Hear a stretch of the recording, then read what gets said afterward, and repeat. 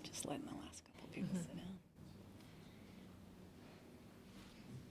down. Good evening. Welcome to our forum on ranked choice voting. I'm Molly McClintock, and I will introduce our speakers here in just a minute. But first, I want to thank those that made tonight possible. That is the League of Women Voters of Montgomery County, the Lifelong Learning Institute at Virginia Tech, and the Montgomery Radford Floyd branch of the NAACP. So thank you all for being here, and thank you to our sponsors for getting us all together to talk about this important topic. We're focusing on ranked choice voting tonight to learn more about this election method. Our speakers will more fully explain how it works and address some of its advantages and shortcomings. Ranked choice voting is supported by leaders across the ideological spectrum. It has been used in localities from Maine to California. A bill approving a pilot program in Virginia passed in 2020, and after testing it in 2023, Arlington has decided to use ranked choice voting for both city council and boards of supervisors elections going forward. Our format tonight is simple. Each of our speakers will give their presentations, and then we're going to open up the floor to questions from you, so please be thinking about those. I first want to introduce Liz White. She's the founding executive director of UpVote Virginia and the former executive director of One Virginia 2021. After spending the better part of the last decade on nonpartisan redistricting reform, she wanted to expand the scope of her democracy reform work to elevating the voices of Virginia voters through policies like ranked choice voting. Ms. White helped grow Virginia's redistricting reform movement, including developing and leading the Presence at the Polls program, which sends volunteers to polling places during elections to educate voters about nonpartisan issues. Liz has a BA from the College of William and Mary and comes to us from a background in the arts. She lives in Chesterfield with her husband and 2 children. Welcome, Liz. Thank you. But our Thank you. Our first speaker tonight is Caitlin Jewitt. Caitlin is an associate professor of political science at Virginia Tech. Her research focus includes presidential primaries and caucuses, political parties, electoral rules and campaigns, and elections. Her book, The Primary Rules, Parties, Voters, and Presidential Nominations, explores how the electoral rules put in place by states and parties shape the presidential nomination process and affect the extent to which voters have a meaningful say in the outcome. Professor Jewitt's public scholarship on the primary election process has been published in several national outlets, including MSNBC, The Washington Post, and the Los Angeles Times. Welcome, Caitlin. Thank you.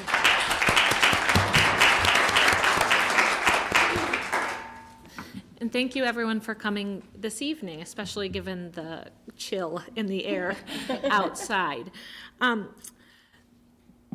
In a democracy, the rules, the elections are a fundamental component of a democracy and free and fair elections. And in order to have free and fair elections, we have to understand what we often refer to as the rules of the game, or how those elections work.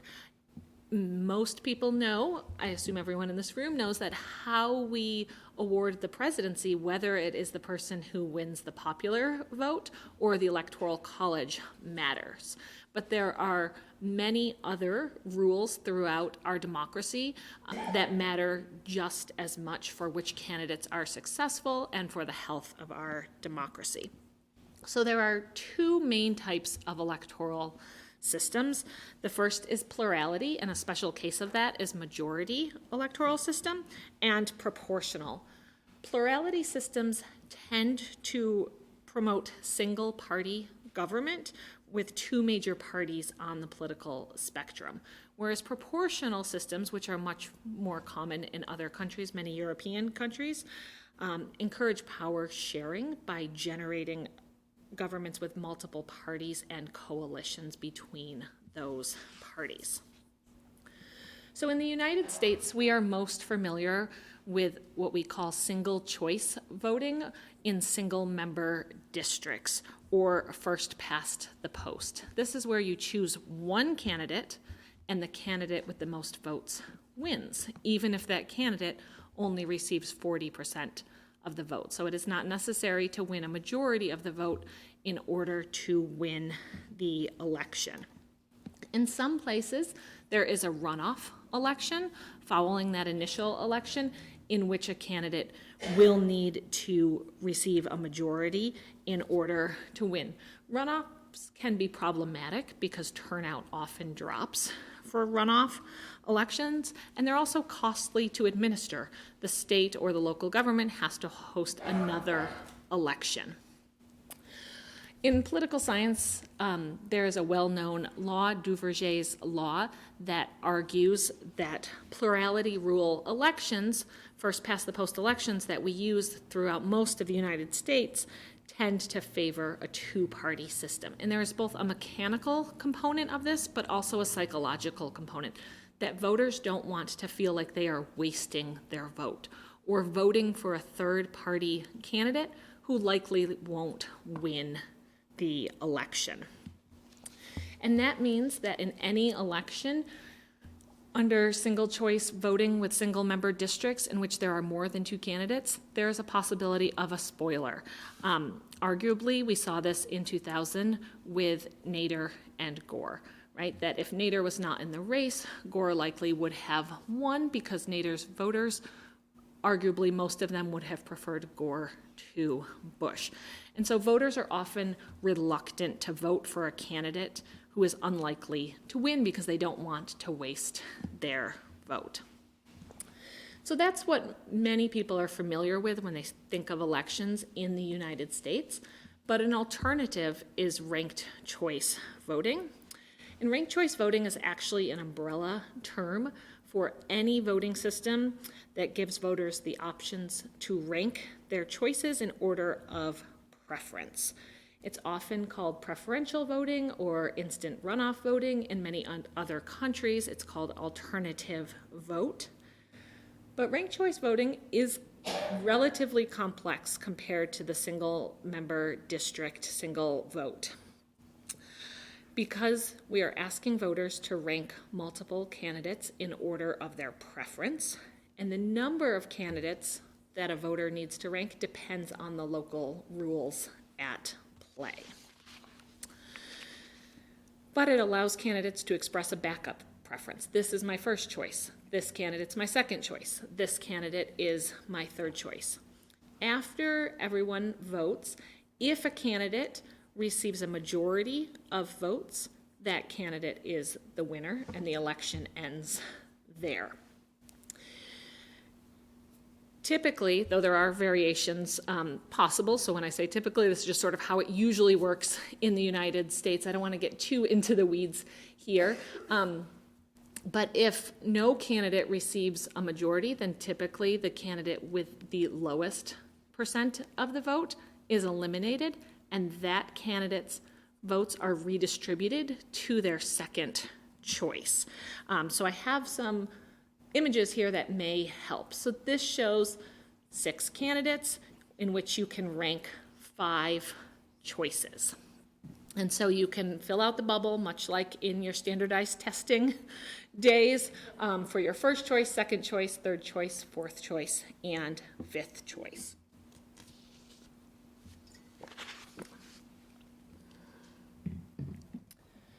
But then we need to calculate a winner. So if there were 3 candidates in the race, and you imagine that candidate A received 44% of the vote, candidate B 33%, and candidate C 23%, no candidate received a majority in this first round.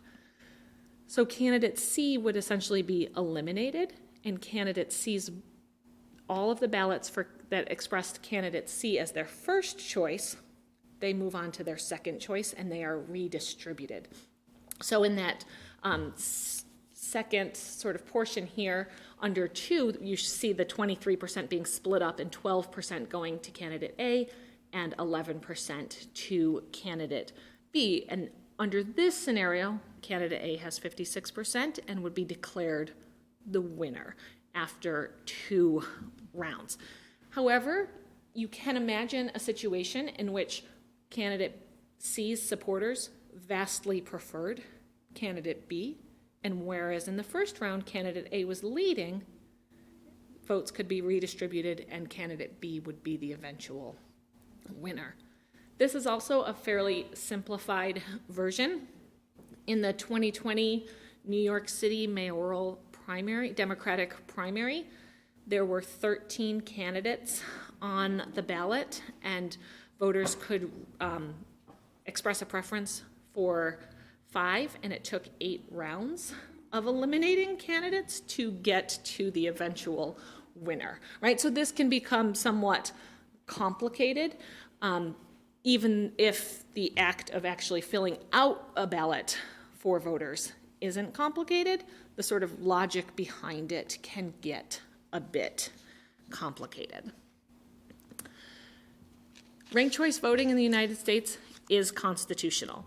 Ranked choice voting has uniformly been upheld by federal courts as a policy choice for states and municipalities to use to administer their elections. In the United States, we leave many aspects of election administration up to the states. The federal government does get involved in some aspects, but those don't tend to apply here. And so ranked choice voting is often adopted in states or cities by voters via initiative or referendum. And that is in part because elected officials, members of the state legislatures, tend to not like to overwrite the rules that got them there in the first place, right? Those rules served them well, and so they tend not to say, oh, let's overhaul the system that got me my job, right? And so we see a lot of these changes, these reforms, be directed through initiatives or ballot referendums. Ranked choice voting was used with some regularity in the early 20th century and then sort of fell out of favor. More recently, though, Maine has used the system in state and federal elections since 2018, and Alaska implemented it in 2022. More states used ranked choice voting in the 2020 Democratic presidential nominations.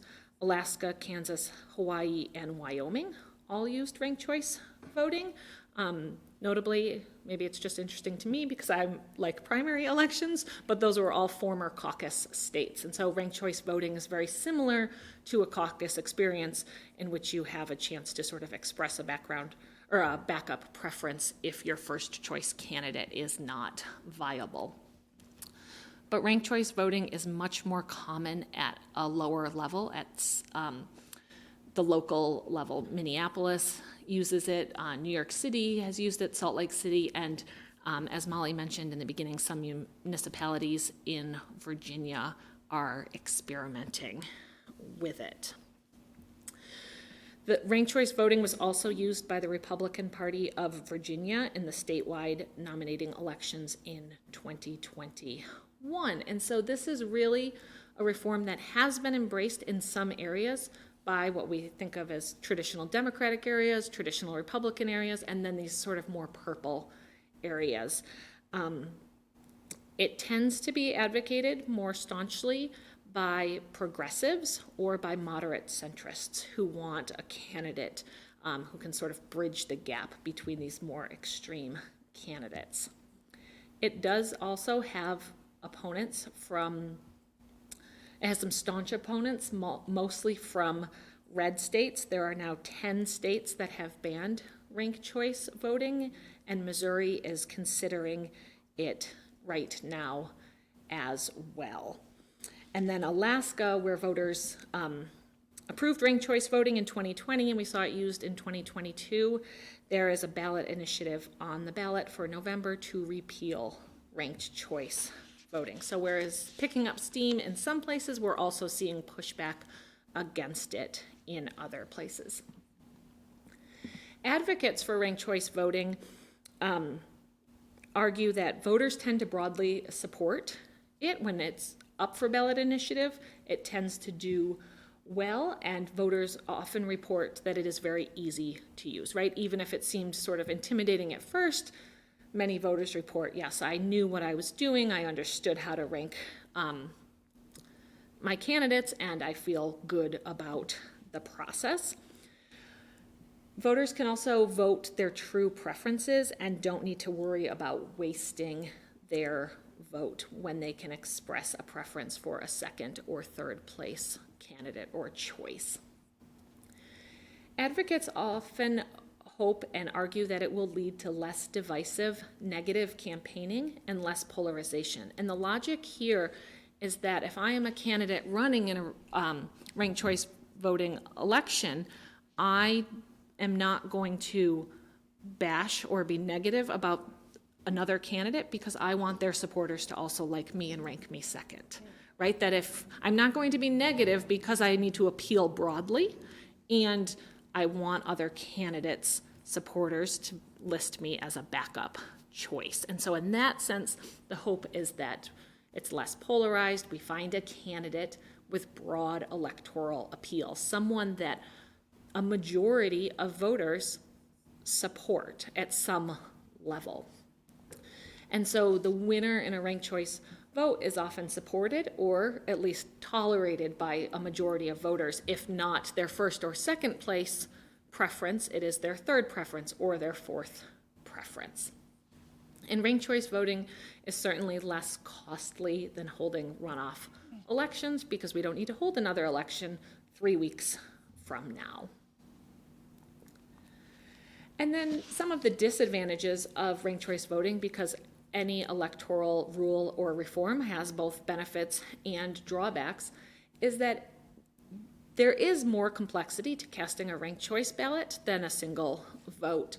And that burden may not be equal across groups. So non-native English speakers may have a more challenging time reading the instructions and understanding the process.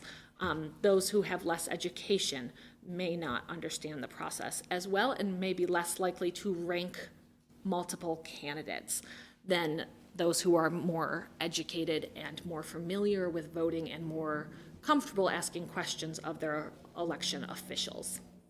There are also some concerns about ballot effects. Overvoting, so what if you mark 2 bubbles in that third place column?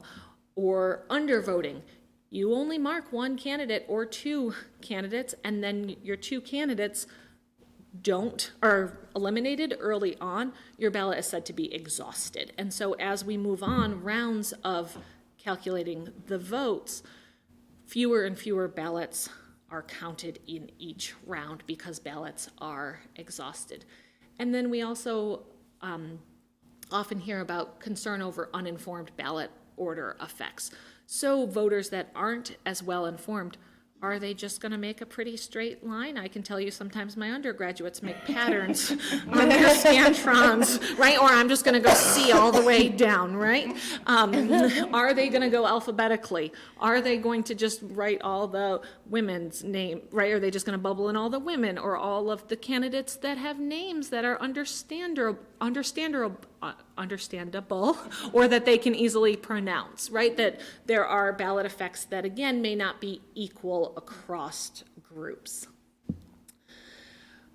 Ranked choice voting, while it may be simple to cast a ballot, understanding how we perhaps get from 13 candidates in a mayoral primary to 1 after 8 rounds, I think there is concern in our current climate of rigged elections, that we're not trusting the election results, that this is a more complex process to understand and to have confidence and trust in the accuracy of how it is done when you have to sort of go through these more complex configurations. And so I think that ranked choice voting has the potential to increase concerns over a rigged election and the legitimacy of our vote counts. given that some municipalities are using ranked choice voting for some elections, some use it for primary elections, some use it for general elections, some use it for both, there's also potential for confusion about when am I just casting a single vote and when am I casting multiple votes, when am I ranking preferences, right? And this city may be using it, but the city next to it is not using it. And so that, of course, adds potential confusion for voters. Political scientists also often argue that negative campaigning, while many of us hate it and want to turn the television off when it comes on, it is more useful than positive campaigning because it is informative as opposed to just the superficial, I have family values and am patriotic, the flag is waving behind me type of positive appeals, that negative campaigning can actually cause voters to learn more than positive. And there's also a school of thought that we may not want the candidate that is the least offensive or has sort of is tolerable to the most. So I think one way to really think about this is in a primary election. If you've got 11 Democrats running and the one that is eventually selected through ranked choice voting may be no one's favorite. And so what does that mean about turnout and enthusiasm in the general election? Are we picking the candidate that is sort of has the broadest appeal but no real strong supporters, is another potential effect depending on the candidate configuration. And so ranked choice voting, the evidence is really mixed on whether it increases the number of minority and women candidates running. It seems like it has in some instances. The Alaska 2022 elections are a good instance of this. One of the problems, however, is that we just don't have enough data, right? That ranked choice voting is used in Maine and Alaska statewide, and that's only been a couple of elections, and so it is hard to parse out whether that is because of ranked choice voting or whether it's just a one-off or something else going on. And the same thing on turnout. In some instances, some studies show, yes, ranked choice voting increases turnout, and others it doesn't seem to or dampens turnout. And so the evidence is really mixed here. It also seems that this hope that it would make campaigns less negative has not really panned out, because just like when the McCain-Feingold bill passed and candidates had to go on their commercials and say, I'm John McCain and I approve this ad, now we just have outside groups running those negative ads, right? So candidates have long been avoiding making those negative attacks themselves, and they have farmed it out to other groups so that their name isn't associated with it. And we're seeing much the same thing in ranked choice voting, that these negative attacks are coming from elsewhere, not the candidates and the campaigns themselves. And there are other factors, primary elections, redistricting and gerrymandering, the current campaign finance system, that all also contribute to polarization and extremism. And so while ranked choice voting may help in one aspect, it is not a magic solution, or it doesn't seem to be so far, that there are other factors in American politics that perhaps people are also discouraged with that are contributing to the state of our elections. Thank you.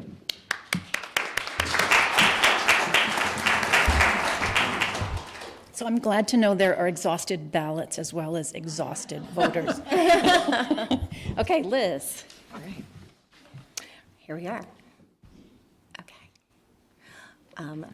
Thank you all so much for having me. Caitlin, thank you so much for doing such a good job laying out what ranked choice voting is, how it works. I know when I was starting out in my advocacy work for ranked choice voting, I had to have it explained a few different times in a few different ways and with a few different sets of pictures to understand it. And I think that the most legitimate kind of category of concerns that I hear in my work on ranked choice voting is that it's confusing. It's confusing. My pushback is usually it might be confusing now, but it's not difficult, which Caitlin said. It's not difficult, it's just new. And new things are always a little scary and a little hard. And by the third time we explain it tonight, you guys will be experts, so it'll be fine. So ranked choice voting is not a new idea, right? Caitlin didn't come up with it. I didn't come up with it. I think some people think I came up with it and go, yes, but have you thought about doing it this way? I'm like, no, much smarter people than I came up with this a long time ago. Countries like Ireland and Australia have used ranked choice voting for 100 years. Caitlin alluded to the US, several places used it in the early 20th century. Mostly it fell out of favor because black people got elected, and so people in power went, oh no, no. And other, unsavory types of people getting elected, and the results were what made people go, oh, maybe we should rethink this change, rather than, oh man, that was too hard. So it is not new. As I said, Utah's been using it in several cities since the 90s, and Virginia is not on the cutting edge of this electoral reform. But it is a relatively new conversation in Virginia. So a lot of times in the last couple of years, I've had people kind of say, well, why now? Now I'm hearing about it all the time, we hope. But I'm hearing about it more. Why now? And I think the reason is really twofold. And one of the reasons is that our political environment over the last, several decades, but really in the last 8 years, has reached a fever pitch that's untenable, right? We are more divided than ever. We are so polarized. We are so tribal. And a lot of that stems from the incentive structure put in place for our elected officials and for voters. But our incentive structure is flawed on so many levels. Our elected officials are actively disincentivized from coming to a compromise. God forbid it's with someone across the aisle, or having a robust discussion, or showing any sort of weakness, or having a talking point that doesn't fit in a tweet. They can have a punitive primary. We'll come back and talk about primary reform. But those kinds of good governance, good work that we'd like our elected official to be doing, those are disincentivized. So we're at a food fight, Twitter war kind of politics. And we as voters are incentivized to vote for one of the two major parties because we don't want to throw our vote away. The incentives are just backwards across the board. So something's got to change, and ranked choice voting, I think, is part of that answer. The other thing that is, I think, more prevalent in the last few years, certainly I think we've seen it since early 2017, should just be good news for voters, and that's that more and more people are stepping up to run for office. More people are getting civically engaged across the board, and a lot of people are manifesting that in stepping up to run for office, which is incredible. I don't want to do it. So I'm so glad that more and more good people from all over the political spectrum and the economic spectrum and the demographic spectrum, all these people are throwing their hat in the ring to run for office. That should be just unqualified great news for voters. We will have more choices, we will have more perspectives, more voices in the conversation, more brain power solving the problems that we face. But what we end up with, in Virginia, it's mostly on the primary level, we end up with these crowded fields of candidates, which very easily allow somebody to win in a first past the post election with 25%, 30%, 35%. And without something like ranked choice voting in the mix, all we know from an election return like that is that, 65, 70% of voters wanted somebody else. So that's not setting us up for success, us or the elected official. So I think those are the two things that have really primed Virginia to talk about ranked choice voting. Caitlin touched on almost every single one of these, but I'm going to just go through because I'm the advocacy end of this, right? We love ranked choice voting. Let's use it everywhere. It's a great idea. So I'm going to go back through the benefits and just kind of hit a couple points. I'll skip through some of these because, again, Caitlin covered them so well. But the biggest one is just structural. If you're electing only one person at a time, so we're talking the president, a congressman, a city council, bad example, a mayor, one person at a time. The most you can ask for in an election for that person to be the most representative they can be, the best we can ask is they at least have the support of the majority of voters, right? 50% plus one. That's the best we can do. And we don't currently do it. So ranked choice voting mandates that the person being elected by this group of voters is supported by at least half of them, 50% plus one vote. What it means is in a crowded field, you can't have that person lock down that 30% of the vote, lock down that piece of the electorate, that piece of the base, and run away with the whole election, no matter what the other 70% wants. It gatekeeps against someone who's got a lower ceiling than 50%. It rewards candidates who build consensus. So you want a candidate who can have a broader appeal, who can reach beyond their traditional slice of the electorate.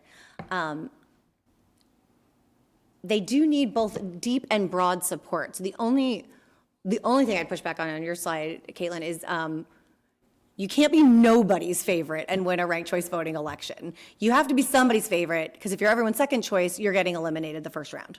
So you do have to have the deep support as well as the broad support. And it's a tall order, but that's who we should be electing, right? Like, that's the person who should emerge from the pack. Especially in a primary where you often find that you've got this group of people who are, they agree on 98% of things. We're just kind of talking about the degrees of the other 2%. You open space, I think, for a more nuanced approach to those policy differences. That might be a little Pollyanna. That's not a data-supported point, but it is a anecdotal, logical, right, like kind of a nice advantage. For an elected official, if you are the person who prevails in that election and you go on to govern, your job's a little easier now because you did have to go out and build coalitions. You did have to go out and listen to more people in the community and hear more perspectives and talk to more folks and more groups. It should make your job easier. Again, this is assuming that you want to do your job well, and I think most elected officials do want to do their job well. So this does it's more work, but it does set them up for later success. RCV diminishes negative campaigning. I think Caitlin talked about this really, really beautifully. The contrast we always draw, the two most prominent ranked choice voting elections that had just happened when UpVote really got into this work was the 2021 Republican statewide nominating convention that ultimately nominated Governor Youngkin and Lieutenant Governor Sears and Attorney General Miyares. There were about 8 people running for governor, and it was a pretty ill-kept secret that one of the reasons they decided to use ranked choice voting was to keep out a polarizing and divisive and unpopular candidate. And they were really, really worried that that candidate could maybe lock down that 30% and end up on the general election ballot, and they were really tired of losing statewide.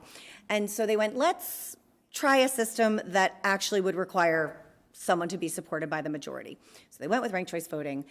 And we have, this is, I'm not cool enough to be on the inside of all these conversations, but I have heard several stories relayed where other campaigns said, man, we had such good stuff to run against Youngkin. God, we had all these talking points against Pete Snyder, and we couldn't do it because of the stupid ranked choice voting. We went, you're welcome. So what ended up happening is that they nominated Glenn Youngkin. He was supported by 54%, I think, of the party. He got to emerge unscathed pretty much from this primary. There were no millions of dollars worth of negative ads put out against Glenn Youngkin. And his party all kind of went, okay, we're united, let's go. Contrast that to the traditional primary on the left that happened that year. And again, I'm not casting aspersions on anyone's tactics. Everyone's playing within the system they're given. Caitlin touched on that so beautifully that the rules really make the game. But by the time Terry McAuliffe won that primary, handily won that primary, there had been millions of dollars of his own party's money, his own candidates in his own party's money spent saying how terrible Terry McAuliffe was. His party was divided and not energized, and in a purple state like Virginia, that matters. So RCV, I always say, is a rare democratic reform that can be a good tool for voters and for the political parties. So tell your friends. The political parties tend to be who fight really hard against this because it's really hard to get people to give up power and give up the system that got them there. But they nominated a good candidate because they used these new rules. Alaska is the other one that was really prominent. I could do a whole hour on Alaska. I'm going to try to do it in like 30 seconds. The election ended up being, because they put everyone in one primary, regardless of party, so they have 48 people in this primary, top 4 vote getters go to the general. Yeah, everybody picks one. Top 4 vote getters go to the general. One of them drops out. So we're just adding layers and layers of confusion onto this primary, onto this general. It ends up being Sarah Palin, who we've all heard of and every Alaskan knows, and 60-something% of them don't like. Another Republican named Nick Begich, and Mary Peltola, a Democrat. One would think, just based on the letter, the party after their name, Mary Peltola gets the most votes because the Republican vote is split between Sarah Palin and Nick Begich. Nick Begich gets the fewest votes, he is eliminated. You would think that the vast majority of those Republican voters are going to rank the other member of their party second. But no one told Sarah Palin and Nick Begich about this no negative campaigning thing. So they went at each other like a traditional election and really left Mary Peltola alone, honestly. But they campaigned against each other. They said, only rank me, don't rank anybody else. I'm better than him, she's better, he's worse than I mean, they just went at each other in a traditional election kind of way. Only 50% of Nick Begich's voters voted for Sarah Palin. 30% voted for the Democrat, 20% didn't rank anybody second. So the negative campaigning, and also the fact that Sarah Palin was a uniquely unpopular candidate, she snatched defeat from the jaws of victory. So if you play by the rules and run a good ranked choice voting election, you don't get these huge, rug pulled out from under you surprises. I think Caitlin did a really, really good job of explaining what a spoiler is. It's a presidential year, so everyone's thinking about spoilers. There's always at least one third-party candidate who's going to get maybe a percentage or two of the vote in a couple of swing states and have the potential to upend the whole thing. And I think if you want to vote for a third-party candidate, you worry about wasting your vote, or you're told that you're wasting your vote. You're yelled at for, a vote for so-and-so is really a vote for so-and-so. And in the system that we have, that's true. But you should be allowed to vote for whoever you want. You should be allowed to vote your heart and vote your values and not have to vote like a pundit. And you should have a way to still participate in the ultimate decision. The ultimate decision is going to come down to the Democrat and the Republican, right? But you should be allowed to weigh in an honest way. Not to mention, then we get so much more information. If we look and go, oh my God, there was a 3-way race for governor between a Republican, a Democrat, and a Libertarian. The Libertarian got 15% of the vote. Well, that's not going to happen now because not that many people are going to waste their vote. But if they're allowed to honestly express it, we might get a lot of information about what kind of message is resonating with the electorate. There's no need for gatekeeping with ranked choice voting. So many times candidates are told, we already have somebody, told by the parties, told by the powers that be, we already have somebody for this, so no need to apply. Or worse, we already have someone like you. We already have someone who checks that box, and whether that is, we already have a woman, we already have a person of color, we already have someone from that neighborhood, we already have someone on that end of the political spectrum. In our current system, yeah, that's right. You're going to split the vote for that voting block, and both of you are going to be harmed by the other one being in the race. In ranked choice voting, the more the merrier, right? You can have 2 people who check that same box, and if voters want a candidate like that, whether they want someone from that neighborhood or they want a progressive, or they want they want a woman, they want a black candidate, whatever it is, if that's what the electorate wants, those votes will coalesce on one of those candidates. and they will not harm each other by being in the race together. We talked about that. So RCV, I would totally agree with the caveat that there's just not that much data because RCV hasn't been used that much for that long. What data there is does mostly show that ranked choice voting elects more non-traditional candidates, more women, more people of color, more younger and first-time candidates. And I think that boils, especially for women and people of color, that boils down to the two things I just said, which is the gatekeeping is minimized, so you can have whoever in the race, and they're not hurting each other by being there. You could have, hypothetically, 2 black women named Jennifer on the same ballot, and they're not going to harm each other's chances. And the negative campaigning is a big, big piece. I think when someone is deciding to run for office, that's a big, I mean, Molly just asked me before this, do you want to run for office? I was like, ugh, no. I think a lot of people would look at that kind of calculus and have the same reaction because I don't want to deal with the negative campaigning. I don't want to subject my family to that. And I think that disproportionately affects women and people of color. So when you minimize some of these other parts of the election, you just lower that threshold to entry and you get more kinds of voices in the conversation. How much time do I have? Am I okay? How much time does you need? Okay. That's dangerous. I am not going to go through every point on this map, but what I love about this map is how many colors are needed in the key, because ranked choice voting is not a one-size-fits-all solution. Ranked choice voting is just math. It's just math. It is not a political ideology. It's just math. It is a potential solution to a handful of different problems. So you can use it statewide. You can use it at a municipal level. Hawaii's that little yellow blob down there at the bottom because they only use it for special elections, so they get their own color. You can see there's 2 dots in Virginia. There's a pink dot up in Nova, and that's Arlington. And then there's a grayish blue dot right there in Central Virginia. And that is because Charlottesville has just voted to give ranked choice voting a try in their city council primaries in June of next year. The other color I just want to point out really quick, it's hard to tell the difference on this, but that navy blue block in the southeast of the country, ranked choice voting and other democracy reforms tend to get painted with a pretty blue partisan brush. Some of that's just small p progressives tend to embrace change and small c conservatives tend to avoid change. There's other factors at play, but that's not a liberal bastion section of the country, right? No one's looking at that and being like, yes, the San Francisco of the Southeast. But what those states have in common is that they have majority requirements. Those are the states where if you have more than 2 candidates in a race and no one gets a majority, they're going to do a runoff with the top 2 4 weeks later, 6 weeks later. That's why every time Raphael Warnock wins in Georgia, he's got to go do it twice. That's been the most prominent example of that. So 1, that's costly. 2, that's a lot of people who don't show up and vote a second time. There's a lot of problems with runoff, and Caitlin touched on most of them.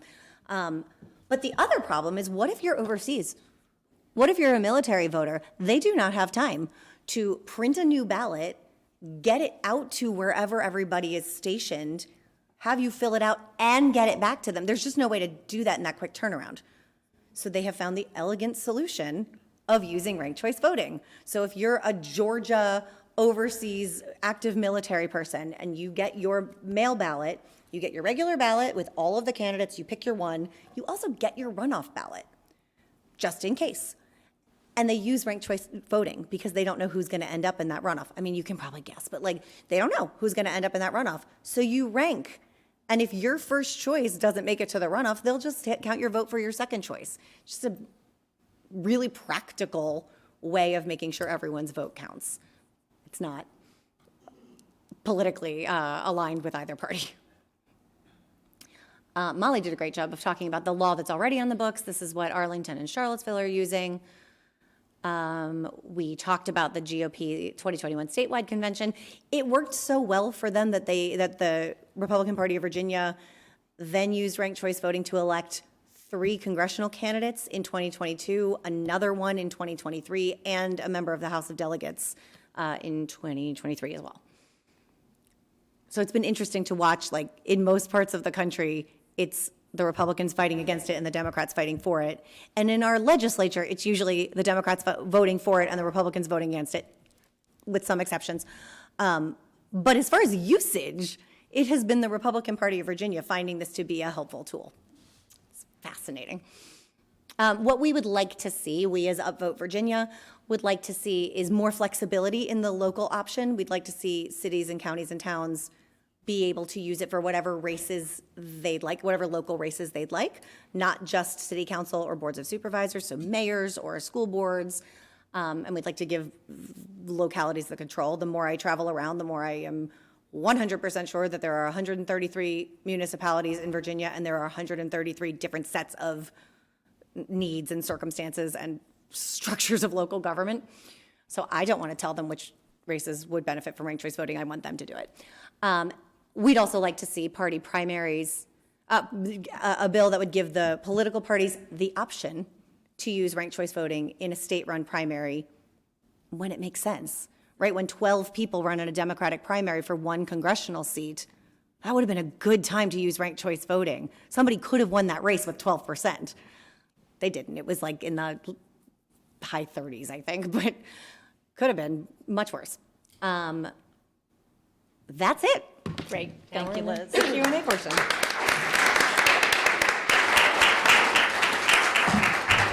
Okay, yeah, we're going to open the floor to questions. Debbie has got a mic. I'll ask that you use that mic because we are recording tonight and we want to be able to share your question with everybody. I'm going to kick it off before he gets there and ask Dr. Jewitt, what is your take on why some more conservative areas have been banning this or running against this?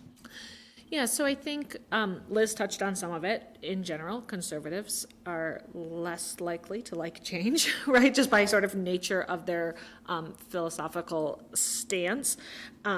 It also tends to be promoted by progressives, whether we're talking about liberals or not, people who are more progressive, who embrace more change. And so when there's a reform promoted by progressives, given the current climate, conservatives are more inclined to not like it, right? That's just the political climate we live in today.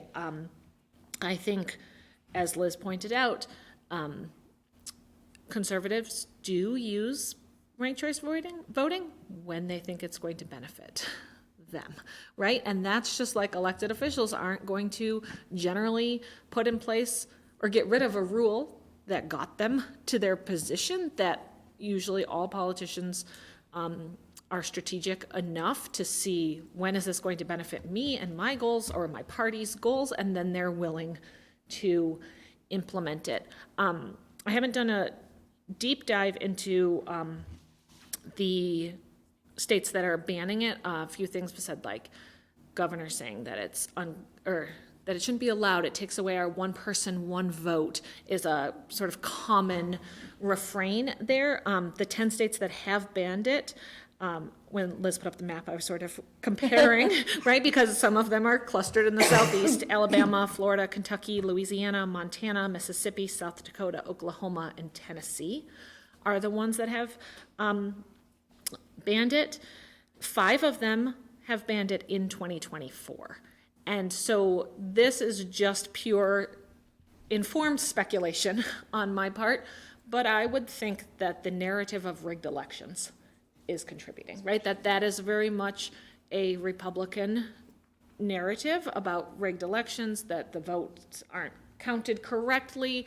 And so I would imagine that Republican officials in some of these more red states are latching on to that and saying, like, that this vote tabulation can be murky, right? Even if the process isn't murky, how we get to the result to some people may not be clear. And so that is going to make them less inclined. I don't know if you would disagree with any of that, Liz? No, I wouldn't disagree with any of it. The only thing I would add is that there was a real shift in the partisanship around this issue in 2022 when Sarah Palin lost an election in Alaska. And I think people in the lower 48, we all just assume that Alaskans are very Republican and that they all like Sarah Palin. And Alaska, I mean, I don't mean to speak like an expert who's known anything about Alaska in this vein for more than 2 years. But Alaskan politics tend to be much more like individualized and that rugged individualism more than like we're actually capital R Republicans, we're a red state. So while they tend to end up as a red state in a presidential election, I don't think their partisan politics work the way we think it does. So the rest of the country is looking, going, oh my God, Sarah Palin lost an election in Alaska. This must be a liberal hoax. And then Donald Trump came out and said, oh, rigged choice voting. It's very bad. And so like you saw the cities in Utah, they opt in every time to use ranked choice voting. And you saw the number of cities in Utah using ranked choice voting drop by like half because they went, oh, nope, this is not what Republicans are allowed to do now. So some of it really just became a talking point and a narrative. I think it's worth noting that Tennessee banned ranked choice voting, and then the next year they put in a bill to ban instant runoff voting, which is the same thing. So I don't know that there's a comprehensive understanding of the policy so much as a knee-jerk, this is a bad liberal hoax, we don't do this, kind of fever happening. Thank you. Sir. Hi. Is this working? First of all, I want to say that I've been a strong advocate for ranked choice voting for, 20 years. Ahead of your time. And that's because I was enlightened by Ralph Nader here at Virginia Tech in the mid-'90s. And ranked choice voting has always been something that the Green Party has pushed. It's something that a lot of independent or third parties push because they at least get to participate under the two-party system that we have now.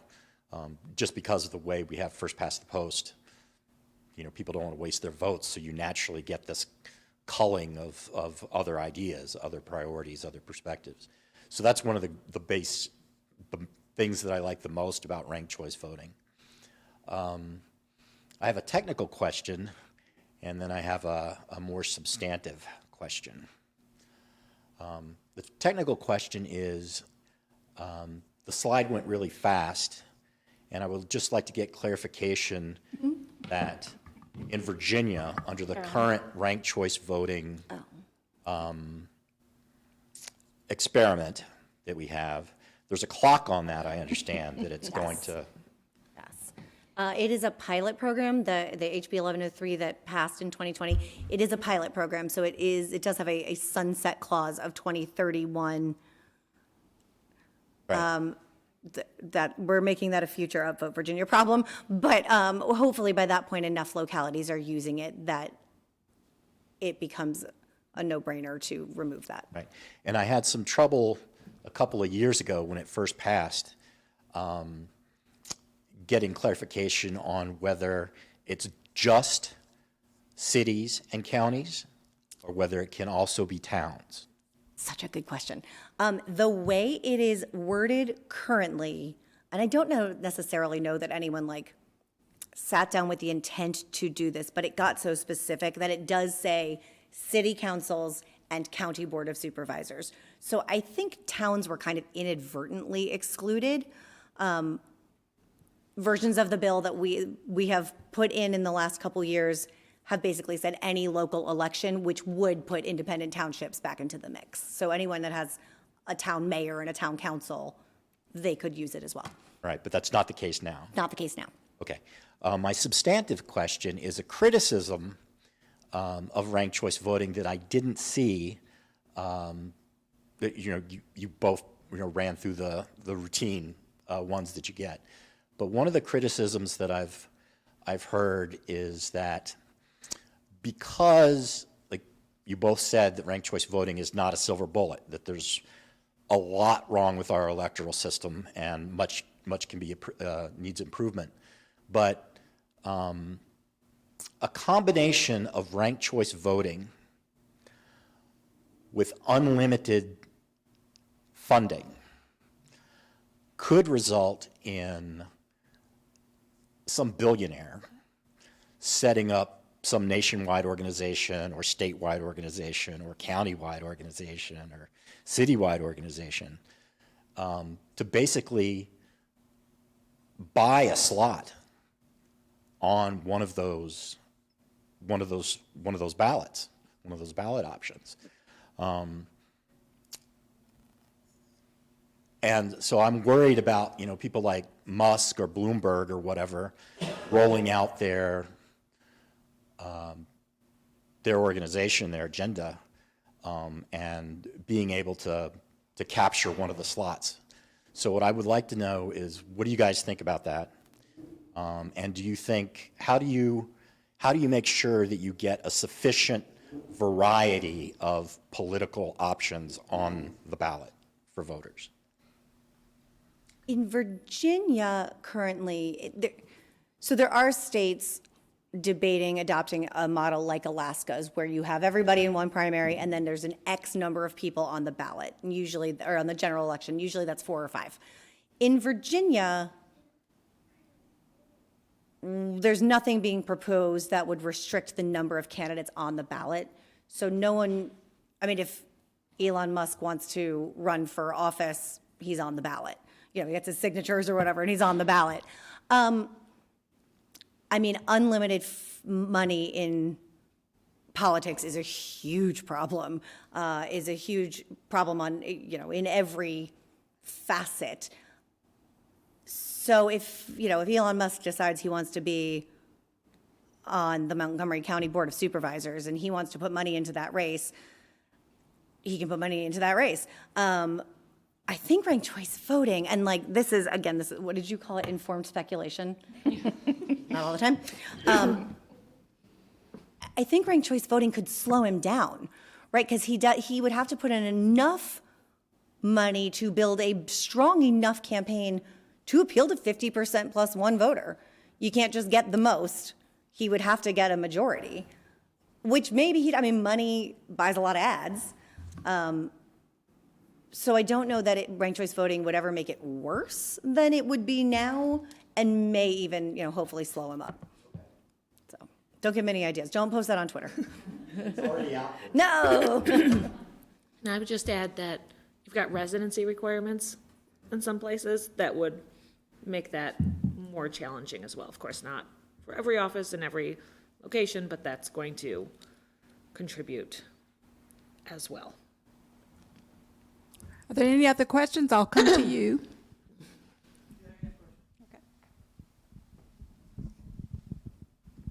Yeah, I just want to understand how the process works. So if you have 5 candidates you can vote for, can I make my first, second, third, fourth, and fifth choice the same candidate? You can, but it'll only count once. Because no one is going to look at your second choice unless your first choice is not an option, because they've been eliminated. And if that's the case, then we're going to look at your second choice and go, well, that's the guy who got eliminated. So some people are like, yes, I'm going to triple strength my vote. And you just draw a straight line across your ballot. It won't invalidate your ballot. It won't, make the machine beep and yell at you, but it will only count once. If you do participation trophies and you give multiple people the same first choice vote, then the machine will yell at you and spit it back out, and you'll have to start again. There is another voting system in which I think is sort of what you're talking about, where your first place candidate can get, say, 3 points, and your second place candidate gets 2 points, and your third place candidate gets 1 point, and you can add up, but that is distinct from ranked choice voting. There are lots of different ways to vote. We just don't think about them very often. Anyone else? Right up front, Deb. Okay. I can attest somewhat to the usefulness of ranked choice voting, having done international observation, particularly in Liberia, where they'll run 10, 15 candidates for the House of Representatives. Essentially, you could, if everybody in the county ran but one, and that person would then determine the election if everybody voted for themselves. But what they don't do there is they don't hold runoff elections for either the Senate or the House. So they typically get the House representatives winning with like 10 and 12% of the vote, 12, 15% of the vote. And that's really bad. I like your idea of the primary system, ranked choice voting, because right now what we do in our politics is we destroy each other in the primary and then the person who wins the primary has to then tack back to the other side. Right. And that's silly. About bad, confusing ballots, if they talk ranked choice voting being confusing, they should look at the butterfly ballot. Lord, It didn't bother them a lot. Lord, it's gone. It's gone. And I would just add too, I think it is a legitimate consideration that new things are confusing. I certainly don't want to minimize that concern. I think some people weaponize that concern and just go, oh, we can never change anything, it's too confusing. But I do think it's usually a good faith consideration, and it's why groups like UpVote, groups like Fair Vote, a lot of groups like the League of Women Voters do such important work with voter education. Our goal is always to make sure that no one's surprised when they get to the polls, that they knew they were going to have this new system, that they knew how to fill out that ballot, that they knew that they should probably be prepared to support more than one candidate. And the more people use it, obviously, the easier it gets. They're just used to it. It's a cultural shift. But the more education we can do, the better. New York City, when they did use it, it was in 2021. They're using a brand new electoral system for 8 million people in a pandemic with, oh God, I'm going to say 100 and something. It's probably more, 100 and something languages spoken by these voters, and everyone is homebound. And they did such imaginative things like partner with Meals on Wheels, and they deliver meals to people with voting instructions in their native language on how this ranked choice voting thing's going to work. The library would do book delivery and do the same thing, and that's why it went well, and that's why like 80% of voters said, yes, I understood that. Thank you so much. I totally filled out my ballot fine. We did exit polling in Arlington, and we said, did you understand how to do that? And they all looked at us like they were very offended we were asking. Like, yes. There was formal exit polling done over the summer after the second time they used it for the Democratic primary for county board. Now I don't have the number in front of me, but I want to say 88% of voters said that they understood and they were not confused, and they would and I think 67% said they wanted to use it again. I am not pulling numbers out of thin air. I promise those are approximate, but look at a lot of exit polling. But super majorities of voters who use ranked choice voting say that they understand how to fill out these ballots. But I do think that that's contingent on voter education efforts. Thank you.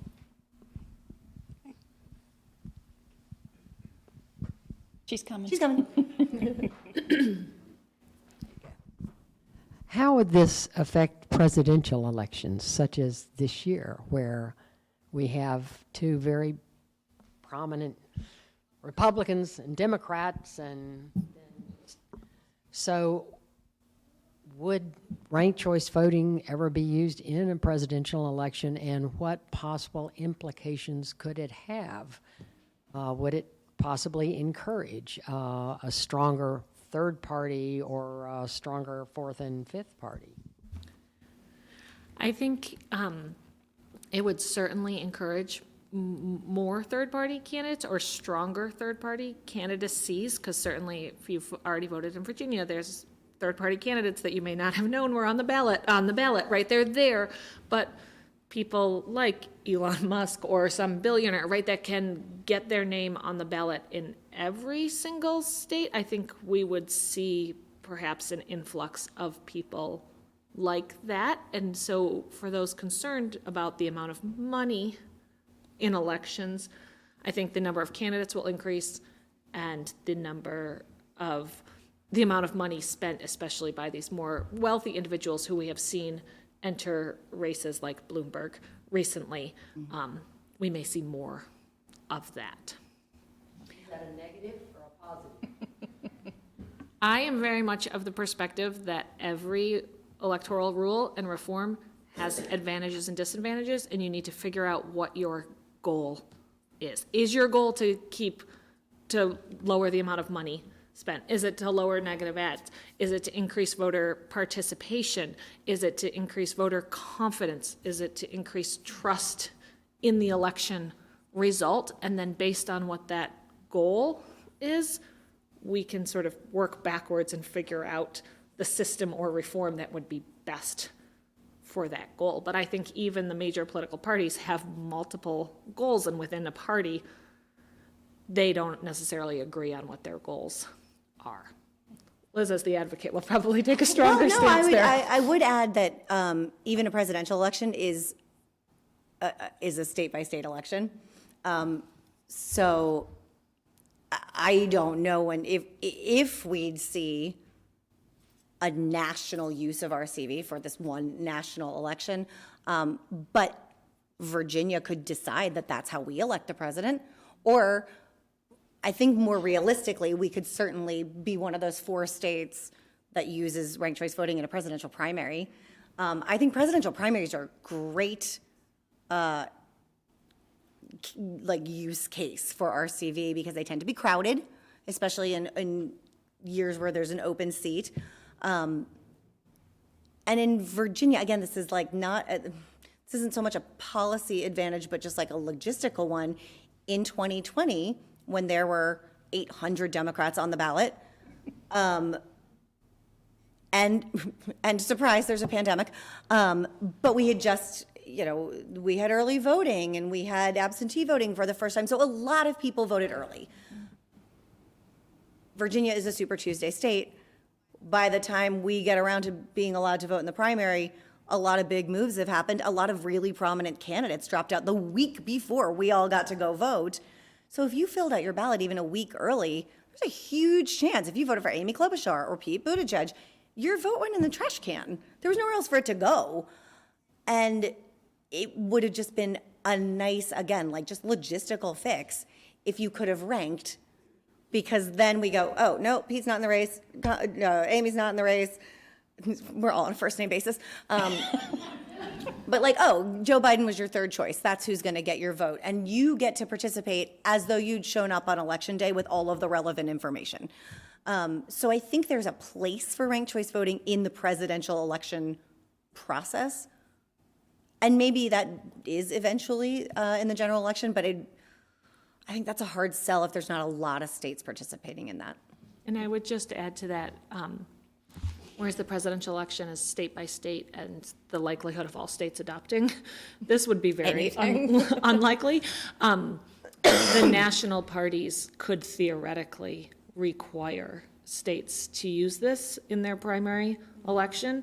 There would be some issues of whether the states would comply, and if they don't comply, how the national party would compel them to, but it is much more feasible that the National Democratic Party could say, we are going to use this for the primary process, and the states have to adopt it. Okay, are there any other questions? Dr. Jewitt, you mentioned earlier that there is now some history for ranked choice voting in Europe. Is there any evidence that that particular form of voting has increased participation in the voting? I am not familiar with that research. I'm sorry. I don't want to speak without strong knowledge of it. I don't know if it is. Thank you for the question. Back here, we have a question, Deb. While you're getting there, I'll just ask a question that makes me think about if we do it at a state or federal level, how long do you think it would take to get a viable 3rd or 4th or 5th party in a country like ours? I know that's a crazy question. I mean, I think it just depends on what level of government you're talking about. Like on a local level, like you could probably, I mean, if a third party started running candidates consistently at a local level, and especially if you had a system that allowed voters to like express their preference without fear of wasting their vote, like probably relatively quickly in political terms. I think our country is very much currently built as a duopoly. I think the parties are massively powerful. I think this is probably a better Caitlin question, and I'm going to stop talking. But my guess on a federal level is a really long time. There are also other factors contributing to the two-party system, the number of petitions or signatures that you need to be on the ballot. The national or the major parties tend to take up the issues of the minor parties that start to gain traction, right? That the sort of nationalization dualism of it. So they would probably slow it down somewhat as well. Sir. I wanted to ask an ill-formed question. So, Liz, your background makes me want to ask, what is your assessment of how our redistricting efforts worked in Virginia? I mean, it left so many of us disappointed, and I just didn't know, since you know so much more about what happened at the end, what your reflections were on how hard we worked there and what the outcome was. I can say with confidence that the current legislative and congressional maps that Virginia has are the best we've ever had, and they're some of the best in the country. They are fair, they are responsive, they represent communities. Certainly the process of getting those maps was disappointing, right? We wanted to have the commission come together and work together like people are supposed to do. And they, ran into partisan gridlock after partisan gridlock. They diverged further and further from consensus, and eventually the state Supreme Court did their jobs and hired special masters who did a great job. I think that was built into the constitutional amendment, so ultimately the amendment behaved the way it was intended to with that safeguard. It also, the part no one talked about enough, I think, because of the amendment to the Constitution, because of the creation of the commission and the requirement that they are the ones who draw the lines, no party can, if there's a change in party control in the legislature midway through the decade, the new party can't come in and just go, we're just going to clean this up a little bit. Because the old way of drawing maps, it was just a bill. The new map was just a bill. And if you could get that passed and get a governor who'd sign it, you could do whatever you wanted. So that is no longer an option. And I think that's a big bonus. We're not done with redistricting. As an organization, the second half of the decade is looming. And, they're going to draw these lines. They're going to draw maps again in 2031. I would love to ultimately see a commission that does not have legislators on it. That was the ultimate goal, right? And we are the first state that changed our redistricting process without a ballot referendum. We are the first state that had to go through our legislature to say, please, will you give up this enormously powerful tool? And as we have discussed, they don't like to do that. And we kind of hit a perfect storm of a weird political moment where no one knew which party was going to be in charge in the map drawing year. And so everyone kind of hedged their bets and let that amendment go through the first year. And then we squeaked it through the second year. And then voters approved it 2-1. But it was more incremental change than if we had a magic wand or if citizens were allowed to bypass the legislature. So we'd love to see the legislators off of the commission eventually. That's another constitutional amendment.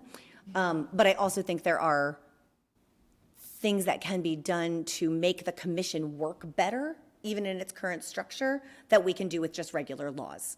So that'll be coming up in the next few years. But ultimately, I'm very proud of the work we did. I'm very proud of Virginia, and I think our maps are infinitely better than they were. Thank you for the question. Hi. Hi. So what would be the argument you would make in favor of ranked choice voting to the Amanda Chase voter who feels that they got cheated out of the nomination by some trickery? I think the argument I would make is that everybody got to be on that ballot and there wasn't gatekeeping, no matter how many people in your party might have been less than enthused about all the names on the ballot. Everybody got a fair shake, and I think any candidate has the capacity to go out and appeal to more voters. And if you can't, if your ceiling is 30%, then you have to take a hard look in the mirror. I think it's not too much to ask people who are running for office to be supported by half the voters. Like, I think a majority is just a really bare minimum thing to ask our elected officials for. I think everyone is allowed to participate in the election. Everyone can learn a lot from the results, and everyone can go out and knock more doors and knock different doors and talk to different people and figure out each time how to better represent their voters. Okay, I think we have time for one more question. Sure. Anyone else? Yes.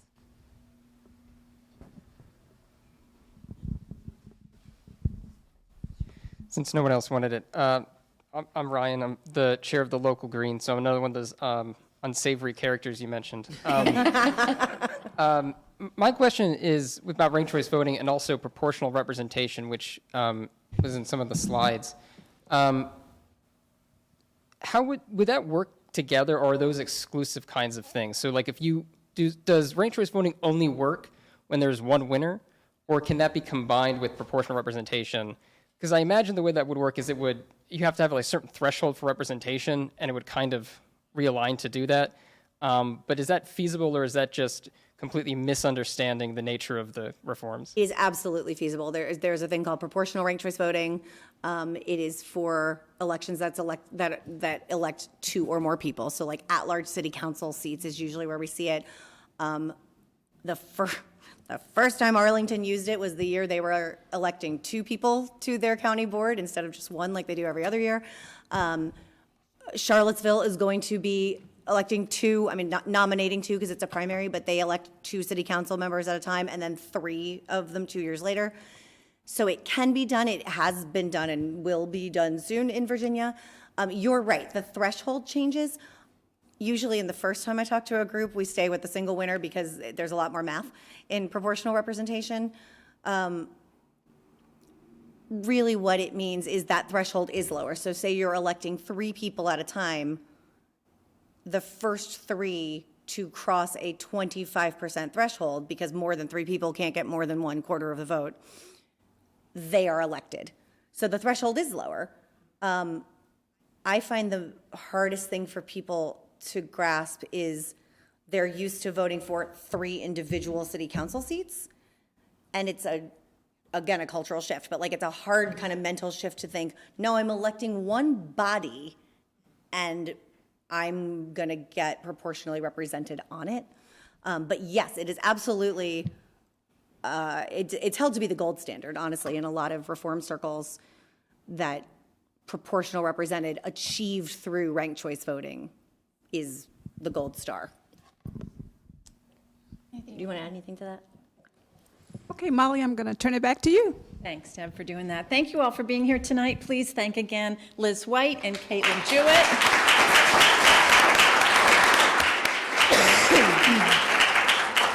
And I'm sure Liz would not mind if you visited her website, which is? Not mind. Did I put it in my slides? Was I smart? Yeah, look at that. UpVoteVA.org. We have a ton of information about ranked choice. You can sign up for our emails. You can sign our ranked choice voting petition. You can sign up to volunteer. Invite me to come talk to other people. Yes, there's plenty of ways to get engaged, and we'd love to have you.